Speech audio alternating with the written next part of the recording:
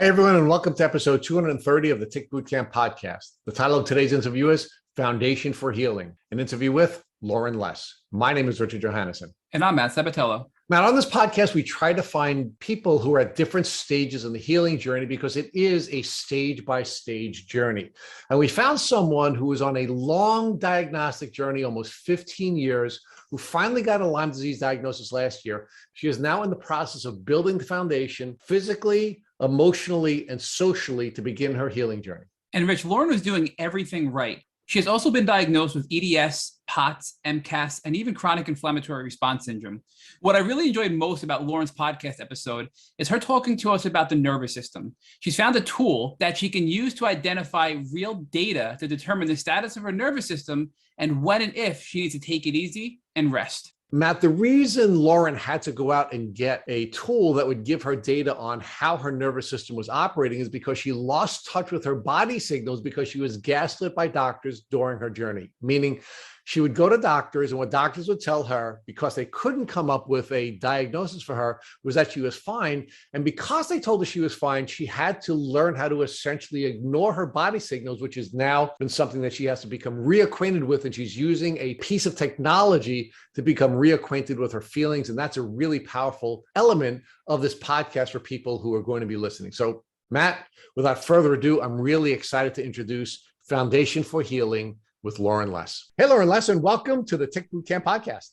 Hi, thanks for having me. We are really excited to have you, Lauren, and I can't thank you enough for being willing to share your story with the community and serve as a model for other people who are on the healing journey. It really is important for folks in the community to be vulnerable and to share their experiences. And again, I can't thank you enough for being kind enough to accept our invitation. So, Lauren, talk to us about your background. Where do you currently live? I live in Chicago. And how long have you lived in Chicago and in the Midwest? I've lived in Illinois my whole life, so 29 years. I went to school at University of Illinois, and then I came back to Chicago, so I've been here ever since. So a Midwestern gal through and through. Yep. So talk to us about what your childhood was like as a Midwestern gal. It was good. It was good. Not too much. I mean, my symptoms started when I was like 13. I didn't know at the time, but I had joint pain. I was always tired. My doctors checked my thyroid and they were like, you're fine. So I just I've always say this to people, but like my whole life, I thought everyone felt this way until I think like I started noticing it was hard for me to keep up with people, or I went to college and I needed to sleep a lot more than other people. So, so before we get there, Lauren, talk to us about what your educational experience was like. Meaning, when you were a child going to school, what kinds of things were you learning? What kinds of things were you studying? And I guess more importantly, what kinds of dreams did you have? Meaning, where did you perceive yourself being in your adult life? Yeah. I mean, when I was younger, I really liked gymnastics. I played soccer. I ran track. When I was really young, I wanted to be a doctor, but I think I wasn't really sure, in middle school and high school, exactly what I wanted to do. And then I became kind of interested in psychology too. And kind of during college, I went back and forth, like, do I want to do something with psychology or do I want to go to PA school? And it kind of took me a while to figure that out. And then I ended up getting my master's in social work. So you always had this healing spirit, meaning you wanted to heal either the body or the mind, but you always wanted to help people heal. And that was sort of the spirit that you always had going all the way back to your childhood. Yes. So talk to us about the kinds of classes that you were taking. Obviously, you were probably a science geek. So talk to us about what it was like as a Midwestern gal taking her science classes and her health classes. What kinds of things were you learning about keeping yourself safe and healthy? Yeah, in college, I took a lot of psychology classes, which I found really interesting. Honestly, like, I didn't love the science classes at the time, which is funny because now I'm so interested in the way like the body works, and even nutrition is something that is really interesting to me now. So it kind of is coming full circle. Like I have a dream now to go back to school eventually, you know, and maybe study nutrition or, you know, something more related to that. So I think I kind of had to have this experience to maybe really figure out what I want to do. Or maybe you need to have this experience to find out what your real assets were and what God created you to do, right? Yeah. So Lauren, talk to us about, you know, as a Midwestern gal who was interested in healing and interested in taking these classes that you were taking in elementary school and high school and ultimately in college, what'd you know about ticks and tick diseases? Nothing. You I know, mean, I grew up in the woods too, so I probably got more than one tick bite in my life. well, we're going to talk about that in a minute, but let's talk about the types of things you did to keep yourself safe. Now, I'm assuming your family and your educational experience is one where you were taught how to keep yourself safe. For example, you were told to stay away from strangers and do things like that, right? Mm-hmm. Yeah. And what about as an athlete? Were you given any instructions on how to keep yourself safe and healthy as an athlete? I mean, just to make sure I was resting, getting enough sleep, stretching, you know, things like that. Right, because you wanted to make sure that you'd be performing at a high level and you wouldn't be getting hurt while you're engaging in any of the activity. So, as an outdoorsy gal, did anybody give you any instructions about how you should take precautions to make sure that you wouldn't come in contact with ticks and how you would keep yourself safe and healthy if you did come in contact with the tick? No. Nothing. Nope. So now, Lauren, talk to us about what you knew about ticks, and I understand that you were bitten by a tick at least one time when you were about 13. So talk to us about that experience. Yeah. I didn't know much about it. I didn't even remember until a couple years ago. I was like at camp in the woods. I saw it in my leg. I pulled it out myself. I didn't tell anyone. I don't know if I took it out correctly or all the way. And I kind of just didn't think anything of it because I didn't know it was a big deal. So how did you even know it was a tick that you were bitten by? I think I knew looking back, like at the time, I didn't really know what it was a tick, but I remember what it looks like. So later on, I was like, oh, that was a tick that I was bit by. And do you recall having been bitten by ticks any other times during your life other than that time when you were 13 years old? No, not that I can recall. Okay. So now it's my understanding, based on what you just shared with us, that your symptoms began when you were about 13 as well. So how long after the tick bite did you begin to suffer the symptoms of the fatigue and the other things that you were dealing with as a 13-year-old child? I feel like it was over the summer when I was going into 7th grade. And then like 7th grade is when I started like feeling really fuzzy, like what I know now is brain fog. And I just like was tired all the time. I started having more joint pain, which I just thought was from gymnastics. And then things just kind of got worse from there. So how are these early symptoms interfering with your life? Meaning, was it having an impact on your ability to perform at gymnastics practice and in competitions? Was it having an impact on your capacity to study in school? And was it having an impact on you socially? Yeah. I mean, I remember coming home from middle school and like going right to sleep. Like I would just take a nap right after school. I was so tired all the time and I didn't understand why.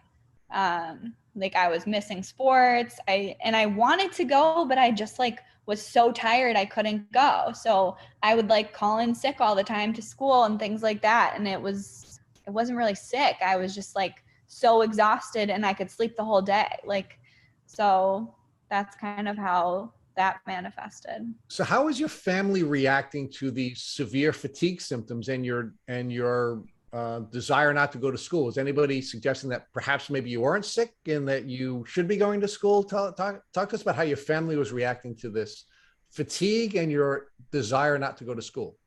Yeah, I think they just like thought I was tired or thought I might have stayed up too late or just thought I was like going through puberty.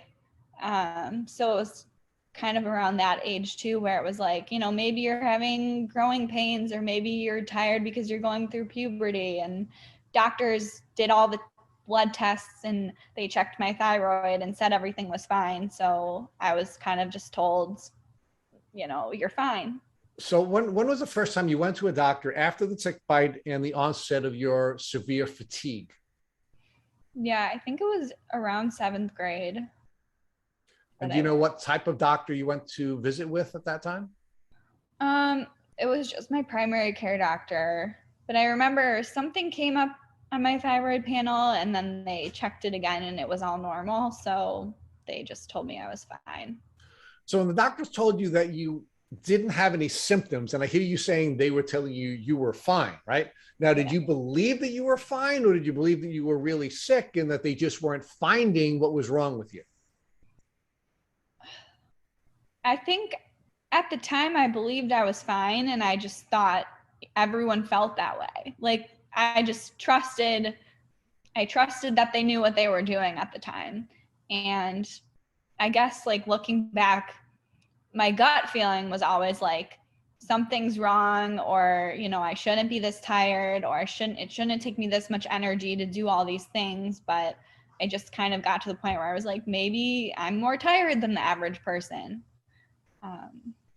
So we sort of see gaslighting take people in one of two directions, right? In one direction, some people say, maybe it's just really in my head and I'm not emotionally healthy. And because I'm not emotionally healthy, I'm feeling these symptoms that are not based in any illness or any physiological illness. And then we have the other piece of this, which is, hey, everybody sort of has this baseline level of not feeling well. And I just sort of like have this baseline feeling of feeling cruddy, and that's where the doctors are rather than a doctor saying to you, hey, I don't know what's wrong with you, and validating how you feel, they're invalidating it in one way or the other. And it sounds like you were one of the people who were invalidated into believing that there's sort of this baseline level of feeling poorly when you're going through puberty or you're going through those stages of your life. Is that where you are? Yeah, I think so. I think my symptoms were like explained by other things, or like my joint pain was from gymnastics or whatever it was. So it seemed like it made sense at the time. So talk to us about how your symptoms developed and how they were interfering with the pursuit of your life's goals. Yeah. I mean, I always I'm very type A. I always got good grades and made it through. So I think that's what made it less recognizable too, because I wasn't letting it affect me as much. But well, let's talk about that. Let's pause there for a second. So you're saying that you were able to grit through all of the pain and all the fatigue and all the challenges that you had, and you were able to perform at a high level academically. But where else was it falling off, right? Because when we're gritting through and we're making it happen in some places, there are failures in others. Were you having challenges socially? Were you having challenges emotionally? Where were the cracks when you were overcoming this through grit? Yeah. I don't know. I mean, probably emotionally, I just ignored it. And then I would sleep a lot. My schedule in college was I could rest. I think it was really when I got to the real world where I was okay, this is not normal. So I found ways around it, I guess. But yeah, I mean, it definitely impacted me socially. I was tired all the time, it looking back, it did impact me in school because I had to, work harder, and I had to, sleep more, and I didn't time management, I guess. What about from an identity standpoint, right? I mean, were there times when you thought you were letting people down, and did you sort of have this identity of a sick person, or were you just sort of gritting through it and not really thinking about it from the standpoint of, who you are? I don't think I had an identity of a sick person. I think I just thought it was normal, I guess. I thought I was just more tired. I thought I just needed more sleep than the average person to function. So how many doctors did you see in this window of time between you were 13, you got bitten by a tick, and before you went to college? I want to talk about college separately.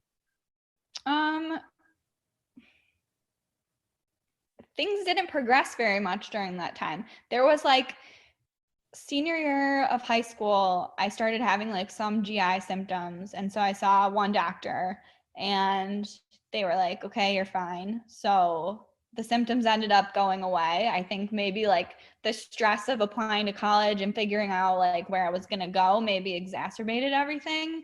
But after that, it got back to like the baseline of, not great, but normal for me.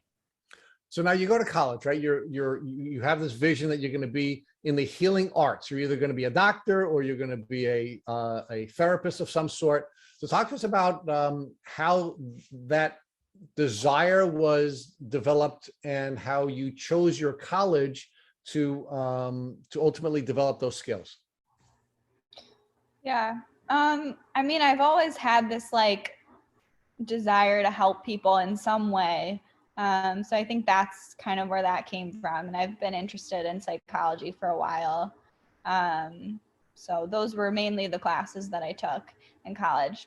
I do think like now thinking about it, where you're saying like, where were the cracks? Like I couldn't balance a hard science classes and having a social life. And, maybe that's part of it. Maybe if I didn't have, all of this, I would have decided to continue on that path, but I don't think I was as passionate about it as I would be if I were to like, go back to school now.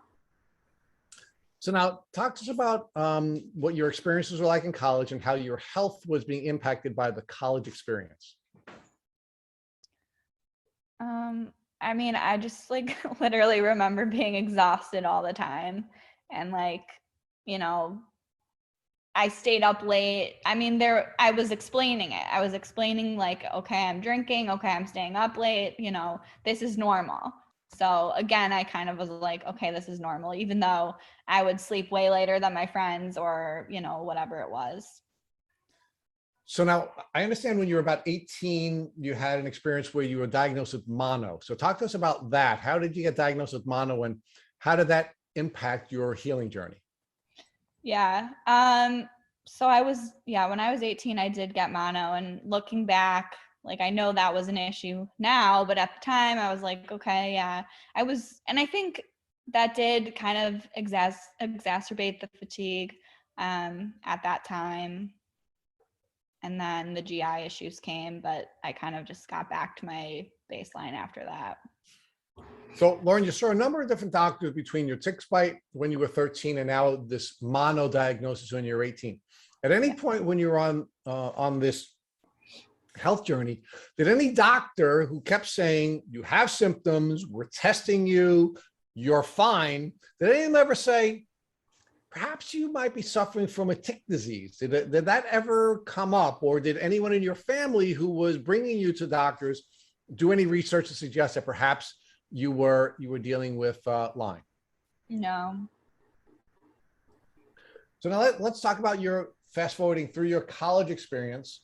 When you're about 21, you began to have other challenges and you ultimately suffered a concussion. So talk to us about how your neurological symptoms were developing and how you ultimately came to suffer the concussion. Yeah, so the concussion kind of set off the neurological symptoms. Yeah, when I was 21, I got a concussion, which I think was kind of the point where I realized like something else was going on, because my doctor was like, okay, yeah, you should be fine in like a year. And I wasn't. So the symptoms continued and they continued to get worse. And then I started having, worse GI symptoms. And then I was developing food allergies and I was dizzy and I had headaches all the time. And my joint pain was worse. And I had like terrible brain fog. I like couldn't focus in class. So just a lot of different things. So Lauren, one of the things that Matt and I are constantly looking for are patterns. And one of the surprising patterns that we've seen is that many people with Lyme disease suffer concussions during their journey. So talk to us about how you suffered your concussion and whether or not you believe that neurological impairment that you had been suffering from the Lyme disease for all these years played a role in you being vulnerable to the concussion. Yeah, absolutely. I mean, it makes a lot of sense. I definitely think it all plays into each other. I think that was just, one of the other things that continued to set off all my symptoms. So Lauren, you're now about 21 years old when you have the concussion and you're having all these neurological symptoms. Mm-hmm. Talk to us about what other things you had going on and how many other doctors you saw between that time at 21 and when you were finally diagnosed with Lyme disease at 28. A lot, a lot of doctors. My journey was kind of interesting. Like my worst symptoms were the GI symptoms. I started having trouble with like different foods. I was developing food sensitivities. Then I developed all these IgE allergies. I was bloated. My stomach hurt all the time. And that's really what I was pursuing because that was my most uncomfortable symptom that couldn't be explained, or so I thought couldn't be explained by anything else because, neurologists aren't really making the connection between the brain and the gut. So I know now that was kind of what was happening, but that was what I was pursuing. So then I ended up going to Mayo for that. And that's how I was led to my connective tissue disorder diagnosis. All right. So talk to us about the connective tissue disorder and what that disorder turned out to be. Yeah, so I have EDS, which is a connective tissue disorder, and it's abnormal structure of collagen, basically. So that there's a lot of ideas around it. I know that, people say that EDS can make you more susceptible to Lyme because your connective tissue is weaker. But then there's also this idea of people becoming hypermobile after Lyme because of the connective tissue. So yeah, I mean, I think there's just so much more research that needs to be done. For sure. So it's, again, another one of the patterns that Matt and I have identified is many of our guests have EDS, right? I didn't even know what EDS was until we started doing this podcast.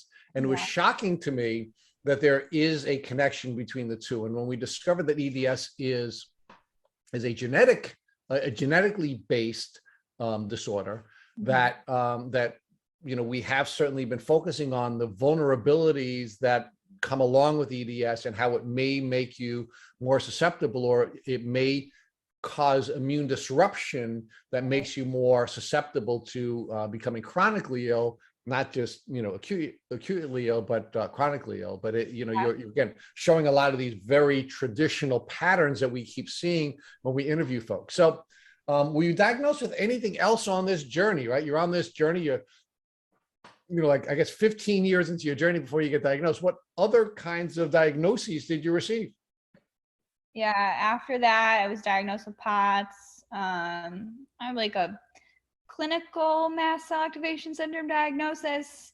Like my histamine levels are high, but I haven't gotten the tryptase test done while in a flare like it's supposed to be. So, and then eventually was diagnosed with Lyme. So talk to us about all of these diagnoses and what impact they were having on you emotionally, right? You're diagnosed with MCAS, POTS, EDS. I mean, sort of have this grab bag of all of these different diagnoses. What impact is this having on you emotionally? Yeah. At first it was really overwhelming, obviously, because I was like, okay, I have EDS, like they're going to figure this out. I'll get better. But then my physical therapist was like, I think you have POTS. And then she was telling me about MCAS and I was like, I don't have that. And then I did. So I think, it's very overwhelming at first until you kind of realize like how much they're all intertwined and how much they all go together. And that sometimes you can't pick apart, like, are my GI symptoms that I'm having now, are they from POTS? Are they from MCAS? Are they from mold? Are they from, like, what are they from? I don't even know right now. So they're all so intertwined that it's, I don't look at it as like a bunch of diagnoses anymore because it's all just like there's not really a way to pull a lot of them apart. Well, but there's a thread now, right? You finally got the thread when you got your Lyme disease diagnosis, and that ties everything together, right? Because we see the same patterns of diagnoses for people who are suffering from Lyme disease. So, how'd you get your Lyme diagnosis? And we'll talk about how you felt after you got the diagnosis. But how'd you get the Lyme diagnosis? So, I got the Lyme diagnosis because I was exposed to like toxic black mold. And that's when all my allergy symptoms started. That's when, well, they got a lot worse and I was getting hives. I developed IgE allergies. I had like sinus issues, ear popping, like all these weird things that I never had before. And so I told my doctor about it. He sent me to a specialist. The specialist tested me for mold allergies. And he was like, no, you're fine. You're not allergic to mold. Like, don't worry about it. So I still was like, no, like this, I know that this did something to my body. Like I did not feel this way before. So I kind of like put it on the back burner for a little bit while I tried to figure out like the POTS symptoms, all of the other stuff. And then eventually I was ready and I found a doctor who specializes in Lyme. And then I kind of was able to tie it all together at that point. So Lauren, it's blown my mind the fact that you had classic Lyme symptoms. It took you a total of, I think, almost 15 years to get a Lyme diagnosis. I mean, you had EDS, POTS, MCAS, SIRS, which is the chronic inflammatory response syndrome. Yeah. I mean, and we've had countless guests have these things as well with Lyme disease, and nobody really thought Lyme throughout this 15-year window. Yep. Well, I was diagnosed with SIRS at the same time that I was diagnosed with Lyme. And with your mold exposure as well, did anybody suggest that maybe you're immunocompromised and that's why you were responding to the mold the way you were? Because, you know, some people can be exposed to mold and not really react to it at all if they're healthy enough and their immune system is able to manage it properly. Nope. No. I mean, I think this just goes to show that there's so much more education that needs to be done in the medical community to make people aware of these conditions, I'll call them, that are related to a suppressed immune system and very often tied to a tick-borne illness like Lyme disease. But so again, so just to put a time frame here, you were 13 when you got sick in 7th grade, and you didn't get diagnosed until you were 28. So I think we kind of left off, you were in college, you were struggling with your health and developing all these different things. Give us an idea of your symptoms, you know, collectively, you know, from EDS to POTS to MCAS. How are your symptoms developing and how severe were they before you got your diagnosis? So starting from what point? Where we left off about the college time, you know, how are your symptoms getting worse around college? Yeah. So during college, when I got the concussion, that's when like all my GI symptoms got a lot worse over the next couple of years. And then I was developing like food sensitivities and then food allergies. And I've honestly always had joint pain. So I kind of ignore it at this point, but it did get worse. The fatigue, brain fog. I also like have had symptoms of POTS for most of my life, and I didn't realize that like nobody else feels dizzy when they stand up quickly or when they stand up at all. You know, I was doing a lot of yoga and I was like, my friends would be like, oh, this sculpt class was so hard. Like I blacked out, and I like literally would see black. And I was like, yeah, me too. Like, you know, so I think I just didn't know what these things were. Lauren, were you sharing in depth the symptoms that you're describing to us today with your family and your doctors? Not those, I don't think, because the way people would talk about them, I thought they were normal. Like a lot of my friends would always be like, I'm so tired. And I'd be like, me too, you know, or I'd be like, I'm so tired. And they would be like, me too. So I was like, okay, we're all just tired, you know, or we're all working full time now, or we're all in grad school now. We're all just tired. But I don't think I ever realized how different my symptoms were than other people's, if that makes sense. Absolutely. And so talk to us about the concussion, because Rich kind of touched on it with you a little bit, but we've seen so many Lyme patients that suffer concussions. And from my own symptomology, you know, throughout my own journey, I know oftentimes you can get off balance and certain neurological impairments.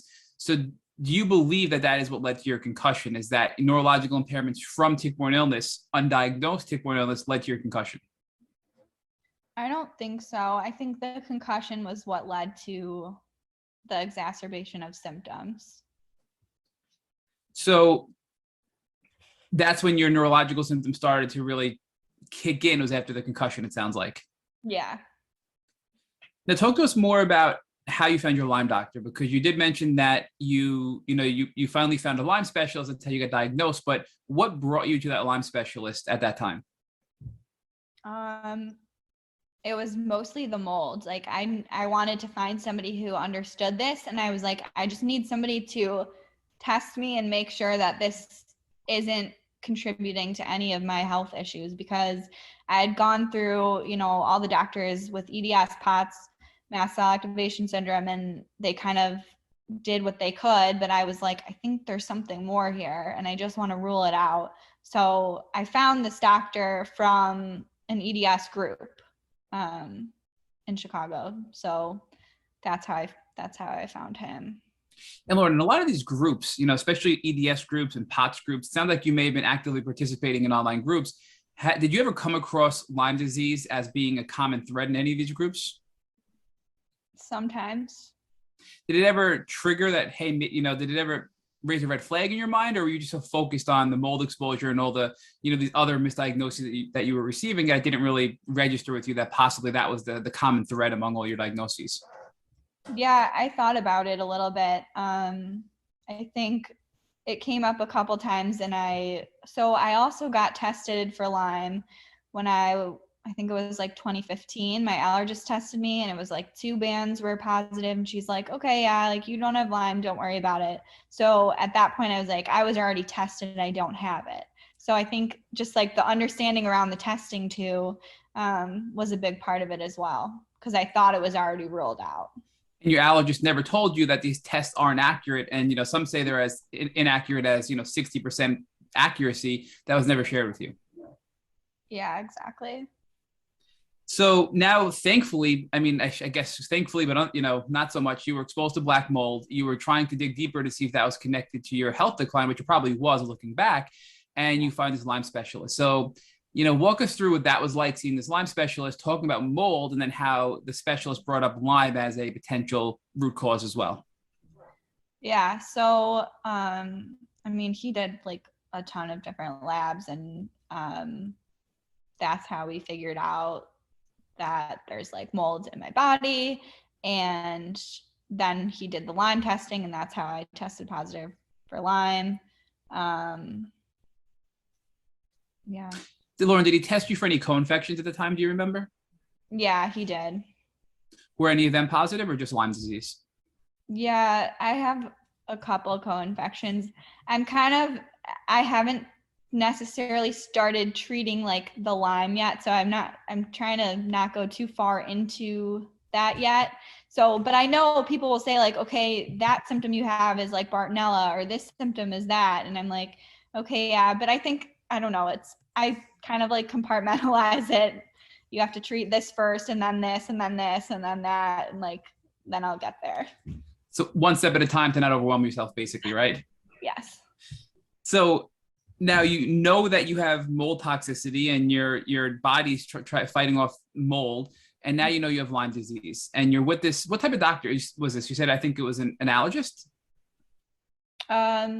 That I saw in 2015. The one that diagnosed you with Lyme, that was the mold doctor. Yeah, he's my primary care doctor. So I'm curious, because many people have different approaches to start treating Lyme. What was his approach to treat you? Was it right away, we're going to start to give you some treatment to kill off the pathogens or the Lyme bacteria, or was he more preparing your body and getting your body ready for treatment at that point? More preparing my body and getting my body ready for treatment.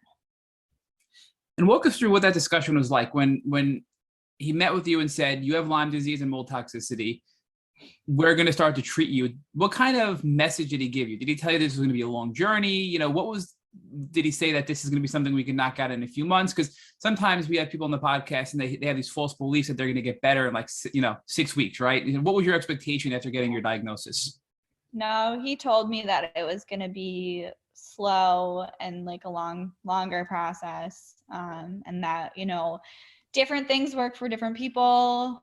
One treatment doesn't work for everyone.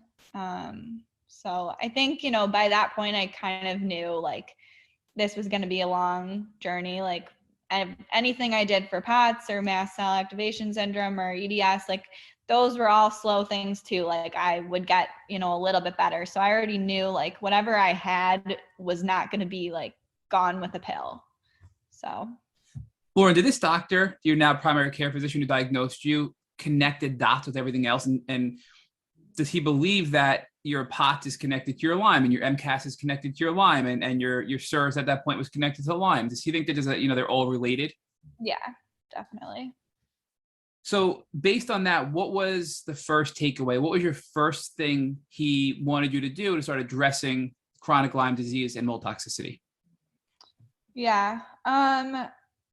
First, I think the first thing I started taking was glutathione. I've taken so many different supplements. It's hard for me to remember exactly what I started off with. But also infrared sauna was one thing that I was doing, Epsom baths, which I had already been doing anyways. Just kind of trying to get my body stabilized. So that I could start doing like binders and things like that. So it really sounds like you were preparing your body and opening up your drainage pathways through infrared saunas and detox baths and even using binders to get your body ready, right? So, and glutathione as well, which is a master antioxidant and detoxer. So when you started taking these supplements, did you feel anything? How did you react to these? Or was it really just you took them and you didn't feel any different at all? I think I took them and I didn't feel different for the most part. So at that point, you're going through all these steps to get your body ready. And, how long did you do this for, right? Was this a couple of weeks, a couple of months? Give us an idea time-wise how long this process was. Probably several months. And do you remember the other supplements? Because you made a statement that you took so many supplements, it's hard to remember what you took first. What other supplements were you taking at this time? I was taking like ginger. I'm still taking a lot of these, dehist. I was taking vitamin D, a probiotic. I was taking oregano oil for a while. What else? L-theanine, magnesium, and then like Zyrtec and nasocrom and things like that. Yeah. So it sounds like you were using a ton of supplements to address everything, right? I mean, you were taking, things for histamines and allergies like the Zyrtec and the dehist. You were taking vitamin D just as a general supplement. You were addressing your gut health with probiotics, right? I mean, you were taking magnesium. So it sounds like you were really working on strengthening your body at this point. And over this 2-month window, there was really no change in your health. You didn't get worse. You didn't get better. You sort of just stabilized on these supplements, right? Mm-hmm. Yeah. So at what point did you pivot from using these supplements to introducing something else into your regimen? Probably a few months after that, he added binders. And I was taking those for a while, and I think I felt worse. So right now I'm not taking them. We kind of eased off on that. It seems like people with EDS are like super, super, super sensitive to everything. So I'm like kind of backed up to the point where now I'm trying to like stabilize again before I do that again. So it just like has to be so slow, which is frustrating. So I think slow and steady is the key, because we've learned from past guests, like we interviewed Nick Terensky, who shared with us that his first doctor worked with him to treat him too aggressively. And that actually is what caused his massive seizure disorder and put him in a wheelchair and essentially made him, bedbound. So I think you're making the right decision to go slow and steady, to work with your body and recognize your body signals, right? So you're saying, I felt a lot worse, so we had to pull back. But Rich and I certainly believe that this is the right approach, because we've unfortunately seen too many people go too hard, too fast and go backwards, unfortunately. So, but talk to us about, do you remember what specific binders you were taking when you after the few months and you added binders into your protocol? Yeah, I took GI detox for a little bit. I took cholestyramine. I didn't build up all the way to the dose that I was supposed to before I stopped that. So the cholestyramine has been an interesting topic lately. You're actually the third person this week who's brought that up with us. And although it can be a very powerful binder to remove biotoxins, I think that there are a lot of resources and studies that show that too much too soon can actually make you feel sick and actually create this cycle that gets perpetuated where you're removing toxins, but then more toxins are just being generated. And it's sort of like creating a cycle, making your body more and more sick. In fact, we have a former podcast guest, Christina Kovacs, who did an entire blog on this, how if you don't use cholestyramine properly, that it actually can get you to this vicious cycle of just kind of like flushing constant toxins throughout your system. So is that something that you talked about with your doctor and how to properly use it? Yeah, I mean, I started really low. So about how long were you in the binders for before you realized you had to pull back because you were reacting too aggressively? I don't know, probably a couple months. And what were your symptoms, Lawrence? Like, how were you reacting where you said you had these negative reactions? What were the symptoms that you were sort of listening to your body about and to make the decision of, all right, we're going to pull back and stop this until I can get a little bit better? Yeah, I think just like most of my symptoms were exacerbated. My like GI symptoms, headaches, fatigue, just like kind of everything was worse. And also like I think like my living places, the places I've lived in probably played into a lot of these things too. So what do you mean by that? Your living places played it? Did you mean that you're living in moldy environments? Do you mean that you're living in, stressful environments? Give us a little more information about that. Yeah, I think like water damaged places. Yeah.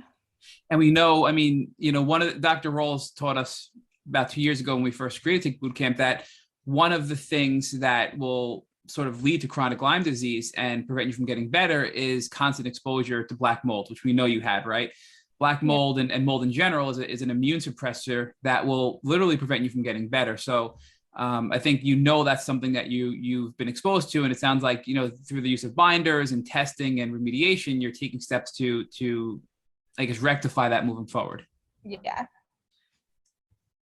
So now you made a comment earlier that I just want to go back to something you had said, right? That neurologists aren't making the connection between the brain and the gut. And I think it's a really powerful comment because Rich and I didn't appreciate that either at first until we started to learn the role the gut played in immune health and also your neurological ability. So can you give us a little more detail about what you meant by that? Yeah, I think it's exactly that, is like the brain and the gut are so intertwined that like I think my concussion really caused a lot of my gut issues. And like I think where I need to really start is the gut, because the gut's affecting my immune system and everything else, and like my neurotransmitter levels, just everything. So what are you doing to help restore your gut health? We know there's a ton of supplements, a ton of herbs, a ton of pharmaceuticals that can help your gut health, and a ton of diets as well. So give us some specific details about what you're doing to improve your gut health. Yeah. I'm taking out glutamine. I'm taking like ginger. Obviously I have some kind of issue with motility. And I have several allergies. So like I don't eat gluten, I don't eat dairy, I don't eat eggs. And then I have a couple other allergies, which if I didn't have them, I probably would be eating them. But I'm also eating like lower histamine because I react so terribly to histamines, like vinegar and things like that. So that's kind of what I've been doing. I also have Candida, so I'm kind of still figuring out exactly what to eat. I'm trying to lower my sugar intake and lower, a bunch of other things too. But it's pretty hard. And we know Candida can be a major problem with your gut health. And that causes nutrient absorption problems. It causes detox problems. So that's something that I think that you're working on as well. And hopefully you can get to start using some binders to help remove some of that Candida in the near future. But so just again, time perspective here, You were diagnosed about a year ago, and over the last year, you're kind of outlining everything that you did. You started with this first couple of month window of just really heavy supplements. It sounds like some herbs, introducing binders is a little bit too much. You're pulling back on that, and you're still just strengthening your body to get yourself into the actual kill phase of treating Lyme disease. Is that sort of where you are right now, Lauren? Yeah. So before Rich picks back up, I do want to talk to you about some things that, have been really personal to me in my journey that I think you can shed some light into. So for our listeners, you have a bachelor's in psychology, right? You have a master's in social work, and you're a licensed social worker. So there's definitely an emotional component to chronic illness, Lyme disease, tick-borne illness, and everything we've discussed here today. So talk to us about how your education and your fundamental understanding of psychology has helped you throughout your Lyme journey. Yeah. I think obviously stress reduction is really big. Like, it plays into all the symptoms. Like, the more I learn, like, and these aren't things we learn in school either, like about the nervous system. Like, we learn about the parasympathetic and sympathetic, but, in relation to POTS and, learning about like limbic system rewiring and things like that, that's really interesting. Those were things I never learned about, but I'm definitely interested in them now because of what I've gone through. So I think it's just, I'm always like talking about how like I do therapy, but like there are so many other things that go into it that I wish like we could learn more about nutrition, or we could learn more about, all these other things as well, because they're all so connected. So I have so many follow-up questions on that, right? So the first comment I want to make is I think you hit on something really important. Is stress reduction is really big, you said, right? And one of the things that sticks with me is Crystal Hefner talked to us about she had to simplify her life, and she did that early on. And that really set the stage for her to be able to heal. And I think that's kind of what you're saying is you have to simplify your life to reduce stress, to put your body in a position where it can begin to heal. And I think that's really the first step you outlined for us, right? Yeah. So then I'm going to bounce around a couple of comments you made. So then you also said that there's so much, you're in therapy, but it's so much more than therapy from a psychological standpoint, from an emotional standpoint, to be able to have a proper mindset, to be able to do the right things to heal. And you mentioned nutrition. So how is nutrition connected to your emotional health and your psychological health? Yeah, like what you eat is so important. And that's something I'm kind of diving deeper into and learning more about, just like because I'm interested in it, reading books about it, how different foods can affect, neurotransmitters or your mood or, your memory or your cognition or like all these different things. So, I think it's important, and I think a lot of people don't pay attention to it at all.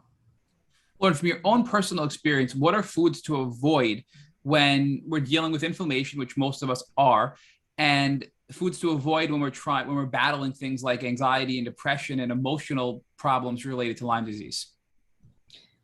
Yeah, I don't like to like label foods as bad or like say don't eat that, because I think it's so different for everyone. And like people I've come across during this journey are like struggling with, food allergies that make it so hard for them to cut out like something like gluten or dairy, or like if they have severe nut allergies and other allergies, it's really hard for them. So I don't know. I don't like to name certain foods. No, and look, Lauren, I totally get it, but I'll share with you that I have to avoid dairy because dairy will trigger inflammation, and it gives me a flare of my symptoms. And that's me, for Matt, right? You may not have that problem, and others don't. So what for you personally, Lauren, has been important for you? So I have IgE allergies to wheat, dairy, egg. So I've had to cut those out regardless, and sesame and maple and oats and buckwheat. But I know that high foods that are high in histamine definitely trigger me.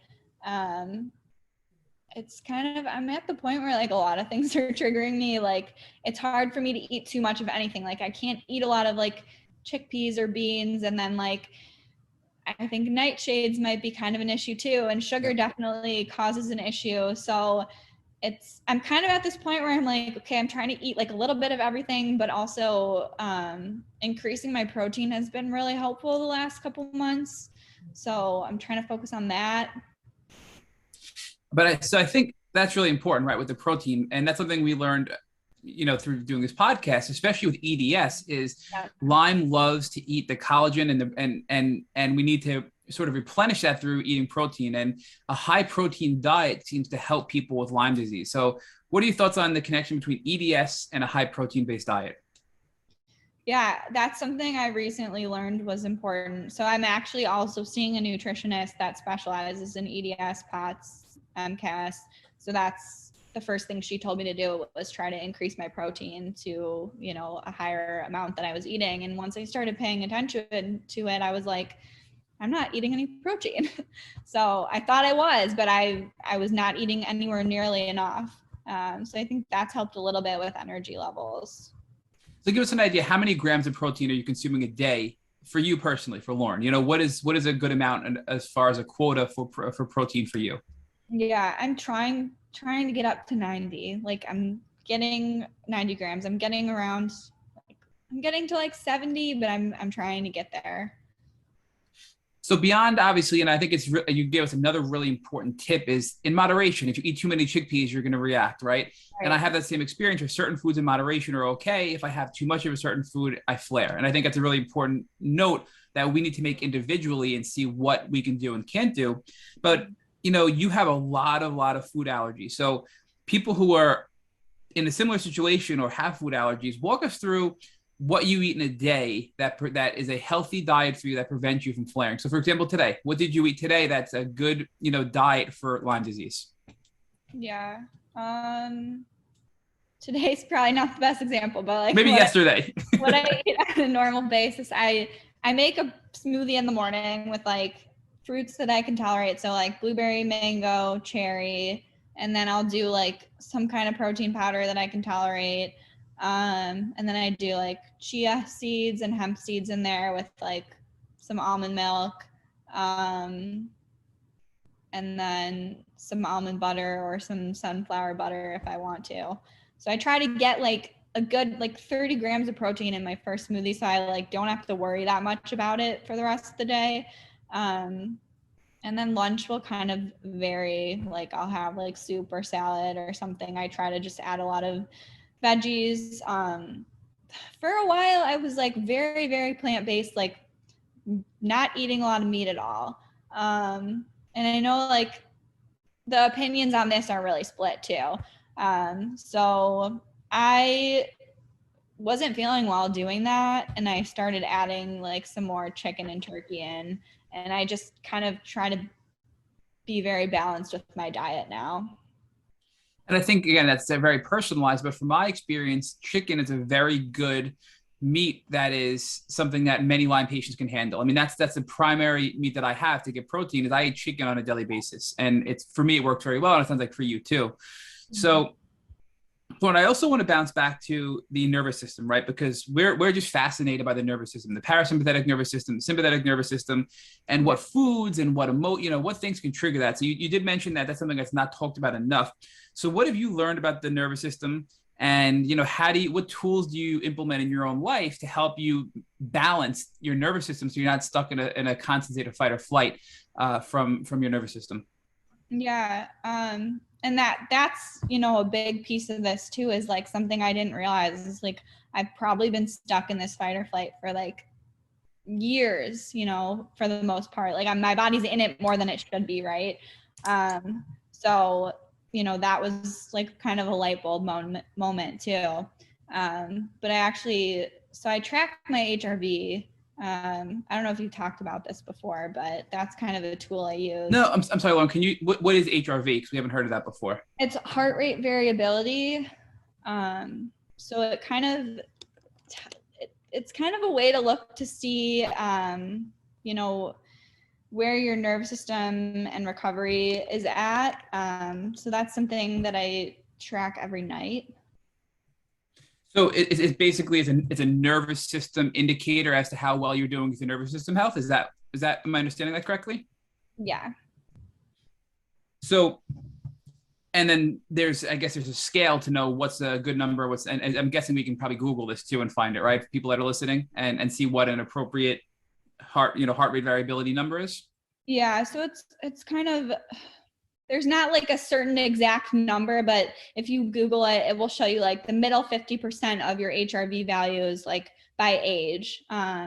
So it decreases as you get older. So, but then I got an Oura ring and I've been tracking my sleep with that.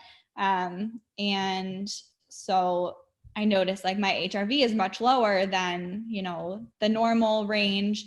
And like, I'll see people, you know, around my age post what theirs is. And I'm like, wow, theirs is so high. Like, so I know that that's like something numerical that I can work on. So that's been kind of cool for me, is like, you know, symptoms, you can say like, you know, how is your joint pain today on a scale of 1 to 10, but like, this is like an actual, you know, measure. So I think that's helpful for me.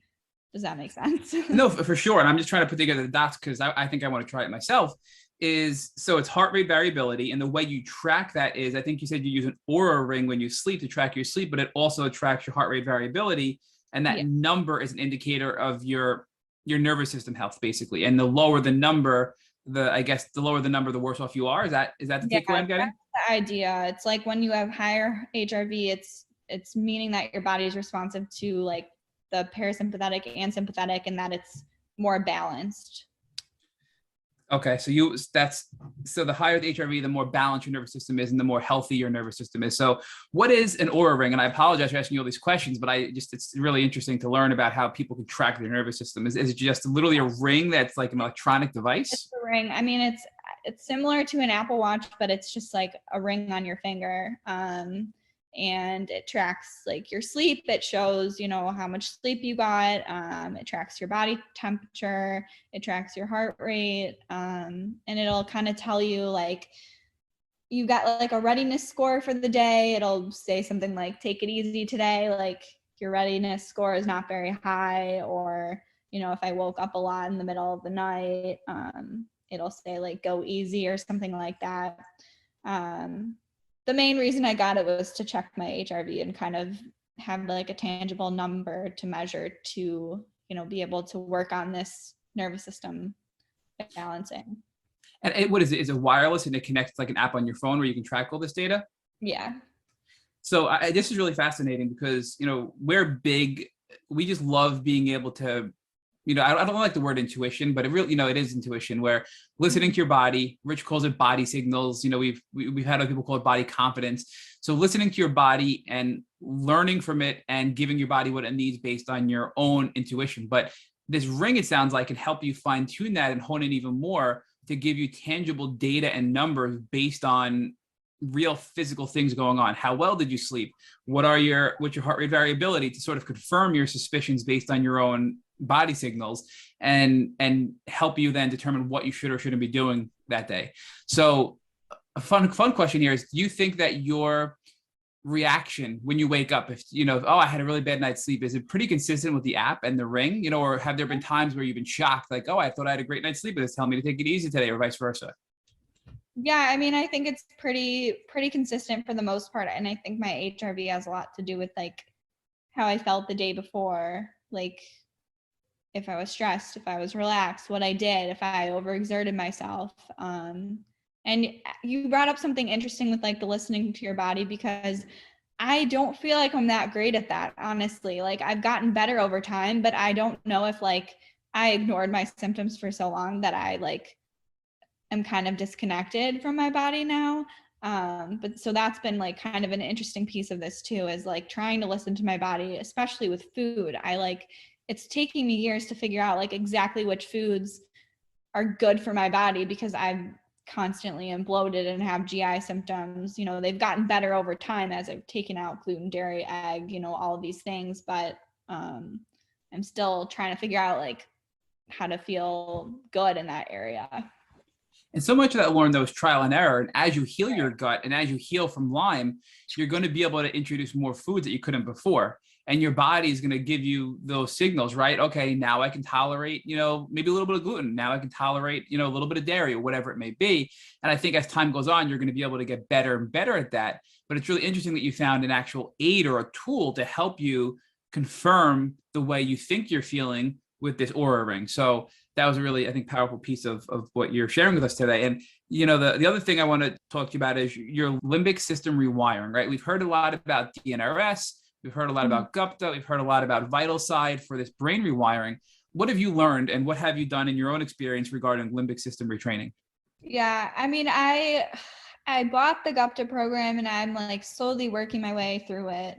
I think it's hard for me, I think, because it's not, they tell you to get up and practice it every morning. I don't want to, but the idea behind it makes sense. And I try to, think about it during my day and implement it. And I think I relate to parts of it, but I don't relate to other parts of it. So it's hard for me to be like, yeah, this is the thing. So I'm kind of like, maybe this is, one thing, and I'll kind of take what I need from this versus, being like a huge part of it.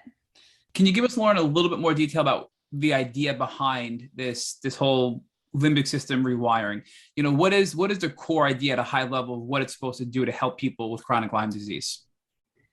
Yeah, I think just like my body's in this state of fight or flight, and like my nervous system is essentially overreactive. Like it's reacting to everything and it's more sensitive to everything. So kind of just calming it down is the idea, to kind of, rewire the brain and make new pathways essentially. But it's hard for me because some of the ideas I don't relate to. Like they talk a lot about like thinking about your symptoms a lot, and I get in times where I do that, but I don't feel like I do that on a daily basis. I think I try to do too much and I kind of ignore my symptoms. That's the kind of person I am. So some parts I relate to and some parts I don't. And I know what I do isn't helpful either. So that's why I'm trying to tell myself more often, like, you need to take a step back. Like you can take a nap in the middle of the day if you need to. It's okay. Like that's kind of where I'm implementing those things. Before Rich picks back up, is there anything else? I mean, you talked about a lot you've done in this last year to help, get your body ready and treat both emotionally, physically, all aspects, full body treatment. Is there anything else that you've done that we've missed that you want to share with us? I mean, I did touch on like the sauna, but I think that's been really helpful. Just, obviously to prepare my body, but also like it helps me with joint pain, and things like that. And I mean, sometimes I do like castor oil packs, dry brushing, like things like that for lymphatic drainage. I used to do a long time ago, it's like have you heard of a power plate? Is that the vibrating plate? Like where you, it's a lymph mover where it like literally shakes your whole body? Mm-hmm. Yeah. So when I would go to a gym, I used to do that before I even knew I had Lyme, but that's something I'm wanting to implement more. I have like a trampoline, but it's kind of hard on my knees to do that too. So yeah, I'm trying to think of what else I've done. I think like getting like air filters has been really helpful for me just in my living environment. And then too, like, I mean, I know you found me on Instagram. Like, I think just finding like people who understand is important. So Lauren, I think it's really interesting from the standpoint of now focusing on your transformation, how you seem to have come full circle, right? You've always wanted to be in the healing arts, and you had this sort of draw to become a medical doctor and this draw to become a mental health professional. You were put in a position where you sort of had to make a false choice, or so that you thought you had to, where a medical doctor would be one path, and somebody who works in the mental health field or the working on the emotions is a separate path. But now what you're finding is actually it's one path, right? That your diet is going to have an impact on your emotions, and your emotions are going to have an impact on your physical healing, and it's really all tied together. And this false dichotomy that our educational system had you buy into has all sort of fallen to the side, and you're now studying nutrition despite being a mental health professional, and you're studying the gut and the impact on the brain. So talk to us about how that has been transformational for you in your journey. Yeah, nutrition or studying them. All of it together, because it's really one thing, right? It's really, you're going through this process of now preparing yourself to heal, right? And one of the steps that you're taking in order to be able to heal is that you're getting your body ready to heal. Another one of the steps that you're taking is you're getting yourself your nervous system ready to heal. Another step you're taking is you're getting yourself emotionally ready to heal, right? So you're doing all of this together despite being on a physiological journey, or so one would think, if we had this kind of breakdown of paths between the physical healing and the emotional healing. But you always knew in your gut from a very young age that healing was healing and that there shouldn't have been separate paths, but you decided to go on the path of becoming a psychology major because that was a separate path than being a medical doctor. Yeah. I mean, that's a good point. They separate it, but now I'm like, I wish I could, go back to school and be a dietitian and a nutritionist and a doctor, and, all these other things, and just learn them all, because like, to really help someone, they need all of them. But, I don't know. It's frustrating. Well, but Lauren, look, you were also victimized by this segmentation, right? Because you went to a primary care physician, then you went to, so you had all of these little segmented doctors that you went to, and they'd give you a diagnosis of POTS, or they'd give you a diagnosis of EDS, or they'd give you a diagnosis of MCAS, because you were going to all these different people who were segmenting, and they couldn't get you to a diagnosis, right? So part of what was happening on your journey is that you were put in a position where you were making a choice between one type of healing versus another.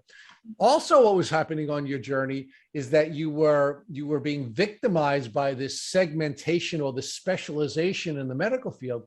But another really interesting part of this is that doctors were gaslighting you, right? They were telling you you are okay. From when you were 13 years old, you had classic Lyme disease symptoms. You'd go to a doctor, you try to get help, and the doctor would tell you okay. So you thought, okay, I'm okay. And then you'd go to another doctor, and the doctor would say, you're okay. Rather than the doctor saying, I don't know what's wrong with you, but there is something wrong with you, and we should continue on this path, they were telling you, okay. And now look at what that's done to you from an emotional standpoint, because one of the things you just shared with Matt is you've lost the ability to read your body signals, because you had to do that in order to believe that there was nothing wrong with you for decades while you were sick. Yeah, that's definitely true. So ultimately what happened was look, we all fall into a place where we have this emotional home and and we rely on a certain type of emotions and this place where we rely on certain types of thoughts and certain types of feelings, right? And what was happening as a result of you being gaslit is that you lost touch with your body. But you're now again, as part of this journey, which I think is a really beautiful part of your story, is you're now finding tools like the Aura Ring, which is helping you to measure this.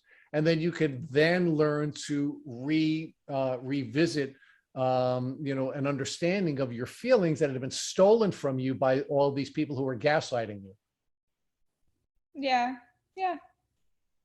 So talk to us about what the future is for you, and how when you finally get on the other side of this, how you're going to be taking these lessons both in your clinical practice as a psychologist and perhaps educationally, how you're now going to sort of build out a better set of skills so that you can help people in a way that you aren't able to be helped by the doctors and the other mental health professionals that you were working with. Yeah, I mean, I think like I kind of do that on my Instagram page. Like I mainly focus on recipes, but that's kind of something that's helped me a lot. And I think has helped others, just like there's so many pieces to it, right? Like there's the food allergy part or the food intolerance part or like special diets. So that's kind of like, in a way, how I feel like I'm helping people now with that page. But then I guess there's like so much more that people don't see, like all the conversations and all the people I've connected with who will message me and be like, how did you get diagnosed with this? Or like, what are you doing for this? Or, how do you find a doctor for this? So it's just kind of cool to have people come to me and ask me, how I got to where I am. And we think it's really cool too, which is why we asked you to join the podcast. It's really cool that you are helping so many people, and so many people are reaching out to you. And that's the way we're all going to get through this difficult experience together, right? You're going to help the people who are further along in the journey, or people who are not as far along in the journey as you are. And then of course because you're contributing so much to the well, you now have the right to reach out to other people who are further along in the journey, and they're going to help you on the journey. And together we're all going to get through this, and that's how the healing journey ultimately will develop. And again, we can't thank you enough for all that you're contributing, not only by coming onto this podcast, by contributing so much to Instagram and being willing to share your experiences and your expertise with so many different people. So Lauren, let me ask you one last question while we're on this helping theme. If God forbid somebody that you love came walking into the room right after you were done with this podcast, and they had a tick biting them on their arm, what would you recommend that they do so they wouldn't have to go on a difficult chronic Lyme disease journey? The first thing I would do is call my doctor, because I trust him so much, and just have, them do whatever he says. I know people send out the ticks to get them tested and see, if they could possibly be infected by them. So yeah, that's what I would do. All right, Lauren Les, we can't thank you enough for sharing your beautiful journey on the Tick Bootcamp podcast. And we look forward to staying in touch with you and learning more and more about your healing journey. Yeah, thanks for having me. Thank you for listening to the Tick Bootcamp interview with our guest, Lauren Les. To our listeners, we have a call to action. First, if you'd like to learn more about Lauren Les, please visit our Instagram page at Less with Laur, L-A-U-R. Second, if you enjoyed this episode of the Tick Bootcamp podcast, please share it with your friends, buddies, and the social media buttons you see at the bottom of our post. Third, Tick Bootcamp has created a Tick Bite Blueprint that has been inspired by the information that has been provided to us by past podcast guests. We urge you to visit our website at tickbootcamp.com to view the blueprint. Please note we'd appreciate any input or any improvements you would like to offer to us. Fourth, don't forget to subscribe to this podcast on Apple Podcasts, Google Podcasts, or Spotify to get your automatic episode updates of our Tick Bootcamp podcast. And finally, we thank you, our community, for your comments on our past podcast episodes. Please take a minute to leave us an honest review on Apple Podcasts, on Instagram, or on our website. We make it a point to read every single one of the reviews we get. Thank you, as always, for listening.